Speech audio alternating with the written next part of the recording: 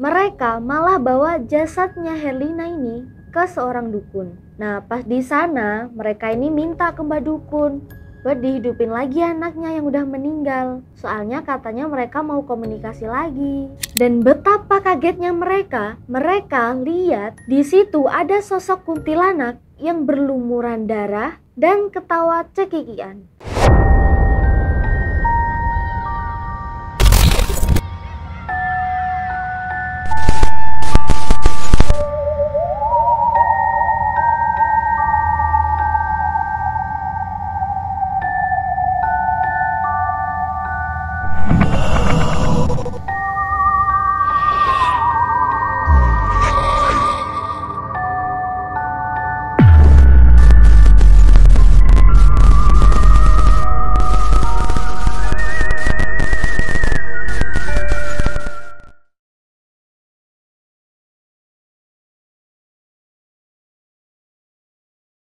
Halo semua, aku Sylvina dan sekarang kalian lagi nonton Kode Abstrak. Di sini kita bakal bahas sesuatu yang creepy, mulai dari misteri, horor, mitos, konspirasi, histori, atau juga tragedi. Kali ini, di malam Jumat ini, ada cerita horor yang dulunya beredar di kalangan pesantren, yaitu urban legend hantu Herlina. Herlina ini dulunya seorang santriwati di sebuah pesantren yang meninggal dunia dan arwahnya jadi arwah gentayangan yang mencoba buat balas dendam. Oke, langsung aja kita ke ceritanya. Herlina itu dulunya seorang santriwati di pesantren yang ada di daerah Lamongan, Jawa Timur. Nah, dulu Herlina pas baru masuk pesantren, dia ini masih malu-malu sama semua orang yang ada di sana. Tapi dia ini selalu mencoba buat ramah ke teman-temannya. Dan teman-temannya itu juga welcome aja sama si Herlina itu. Tapi dari sisinya Herlina, dia ini ngerasa kalau dia ini gak dapat perhatian dari teman-temannya. Dia dicuekin, dia gak ada yang peduliin. Dan Herlina ini mau dispesialkan sama teman-temannya. Dia mau dapat pujian dari teman-temannya itu. Terus makin lama dorongan itu makin bikin Herlina buat selalu nyari perhatian ke teman-temannya, bahkan ke para ustadznya. Terus sifatnya yang mulai aneh, dia suka nyari perhatian, malah bikin Herlina ini dijauhin sama teman-temannya. Dan dia ini juga dibully. Tapi yang bikin lebih anehnya, pas dibully, Herlina ini malah ketawa-ketawa. Dia ini gak ngerasa tersinggung sama ejekan dari temen-temennya. Dan dia ini malah makin semangat tuh buat nyari perhatian. Abis itu terus-terusan tuh si Herlina nyari cara biar bisa dipuji sama orang-orang, sampai dia ini mau ngelakuin hal yang di luar batas. Jadi si Herlina ini punya pikiran, dia mau ngambil barang punya kiainya. Abis itu mau disembunyiin tuh sama si Herlina. Nah, pas barangnya mau dicari sama Pak Kiai, nanti barangnya itu dibalikin lagi sama si Herlina. Jadi biar seolah-olah Herlina yang nemuin barang hilang punya kiainya tadi. Nah, di suatu malam di pesantren itu lagi ada acara pengajian.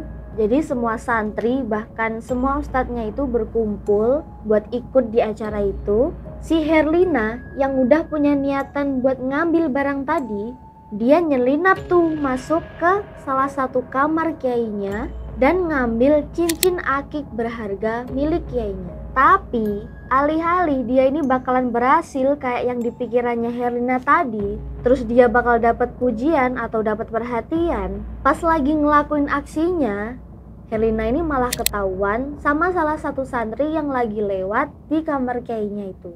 Terus habis itu santrinya itu lapor dong ke kiainya. Iya sih dapat perhatian, tapi kan perhatian negatif jadinya. Terus karena panik, Herlina udah ketahuan nyuri, dia ini gak mau makin dibully sama teman-temannya. Akhirnya Herlina ini kabur dari pesantren.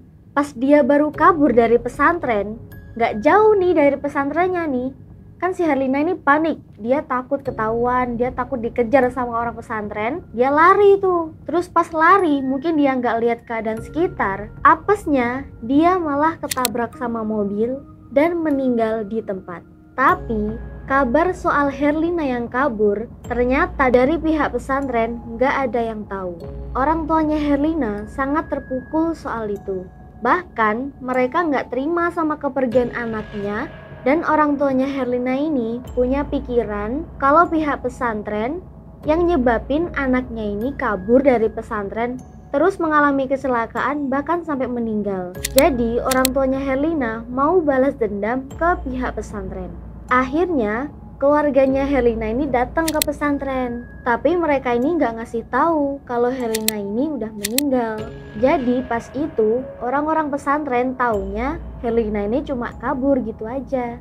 Abis itu pihak pesantren ngasih tahu soal kaburnya Herlina mungkin karena pencurian yang udah dilakuin sama Herlina. Tapi keluarganya Herlina yang udah punya dendam ke pihak pesantren mau nyalahin pihak pesantren dan tetap nyembunyiin soal kematiannya Herlina.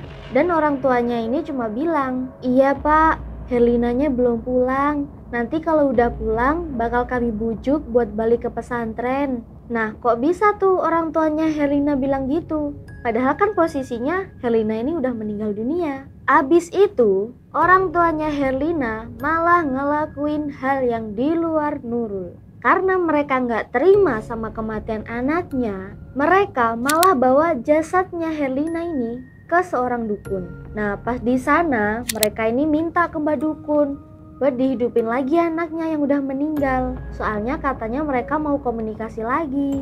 Dan si dukun itu juga sanggup-sanggup aja sama permintaan itu. Yah, bener-bener di luar Nurul, gak habis pikir. Akhirnya sama Mbah Dukun dipanggilin tuh roh jahat yang bukan rohnya Herlina. Terus roh jahat itu dimasukin ke dalam jasadnya Herlina dan berhasil tuh. Cuma malah bikin Herlina kayak mayat hidup. Semua organnya mati, kayak jantung, paru-paru itu gak berfungsi. Ya cuma badan aja gitu, bisa gerak terus bisa ngomong. Dan dukun tadi ngasih pesen ke orang tuanya Herlina, karena Herlina ini bukan Herlina yang dulu, udah dimasukin sama roh jahat. Jadi buat ngasih makan Herlina, mereka itu harus ngasih darah tiap malam Jumat Kliwon. Singkat cerita, orang tua Herlina yang mau balas dendam ke pihak pesantren, dia ini balikin Herlina ke pesantren itu yang padahal udah meninggal dan diganti sama roh lain. Pihak pesantren yang gak tahu apa-apa juga terima-terima aja kalau si Herlina ini mau balik lagi. Terus pihak pesantren ngasih syarat kalau Herlina ini mau balik ke pesantren, dia harus mau ngejalanin hukuman dari perbuatannya yang udah mencuri kemarin. Tapi pas Herlina udah balik di sana, banyak orang-orang pesantren bahkan teman-temannya Herlina itu ngeh kalau Herlina ini beda dari yang biasanya. Mukanya pucet, jarang ngomong, tatapannya kosong, sering lamun, pokoknya beda banget. Tapi temen-temennya ini ngira kalau Herlina kayak begitu itu karena dia dihukum. Mungkin lagi kena mental atau lagi depresi gara-gara hukumannya. Habis itu, habis Herlina ini balik ke pesantren, ada kejadian aneh pas lagi pelajaran di kelas. Dan orang-orang di kelas itu kayak nyium bau menyengat, kayak bau amis darah. Dan ada yang nyadar kalau itu asalnya dari Herlina. Terus pas pulang dari kelas, ada salah satu temennya Herlina itu beraniin diri buat tanya ke Herlina, "Kok bau banget? Kamu bawa apa Herlina?" Terus pas Herlina buka tas, di situ di dalam tasnya Herlina ada segumpal daging berdarah yang udah mengering. Shock dong temennya Herlina ini. Dia ngerasa kalau Herlina ini aneh banget, dia kemana-mana kok bawa daging. Terus keesokan harinya, pas malam hari, Herlina ini mau ke kamar mandi dan minta ditemenin sama satu pengurus di sana. Terus diantar dong sama pengurusnya. Tapi anehnya, udah 2 jam pengurus tadi itu nunggu, si Herlina ini gak keluar-keluar dari kamar mandi. Dan dia itu ngerasa kalau dia lagi dikerjain sama si Herlina. Terus pengurus itu nyariin dong. Dia tanya-tanya ke santri-santri lain, lihat ada Herlina lewat apa enggak. Tapi nggak ada yang tahu Herlina di mana, soalnya nggak ada lewat. Habis itu pengurusnya tadi ngajak temen-temennya buat ngecek Herlina ini ke kamar mandi lagi.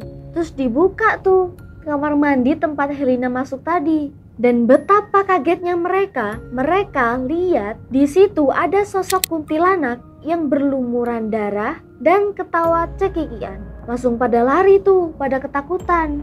Habis itu langsung lapor ke Pak Kiainya. Pas Pak Kiainya itu ngecek kuntilanak itu di kamar mandi, beliau langsung sadar dan langsung tahu kalau sosok hantu itu adalah Herlina. Habis itu ditangkeplah sosok kuntilanak itu tadi. Rohnya dikeluarin dan barulah tuh nampak tuh wujud aslinya Herlina. Terus Pak Kiainya langsung nelpon orang tuanya Herlina dan minta kejelasan soal kejadian itu.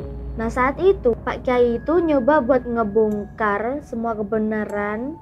Kok bisa kayak gitu, gimana kejadiannya. Sampai akhirnya orang tuanya Herlina itu ngaku kalau itu emang anaknya dan udah meninggal. Dan di situ orang tuanya Herlina itu ngerasa nyesel banget udah berbuat kayak gitu. Mereka menangis sejadi-jadinya, bahkan meminta maaf ke pihak pesantren. Dan Pak Kiai juga langsung minta buat orang tuanya Herlina itu tanggung jawab dari perbuatan yang mereka perbuat. Tapi orang tuanya Herlina ini gak tahu harus ngapain. Nah udah selesai tuh kasus itu. Tapi gak lama dari itu kemunculan sosok Herlina ini ternyata masih ada lagi di pesantren. Bahkan sampai memakan korban. Jadi ada santri yang lihat penampakan sosok Herlina ini pas lagi di lantai 2. Terus saking kagetnya dan juga takut, santri yang lihat penampakan Herlina ini jatuh terjun dari lantai 2 dan meninggal dunia. Abis itu cerita soal Herlina ini gantung sampai situ aja. Nggak tahu gimana kelanjutannya, apakah Herlina ini bener-bener udah berhasil diusir atau bahkan masih bergentayangan di sekitar pesantren.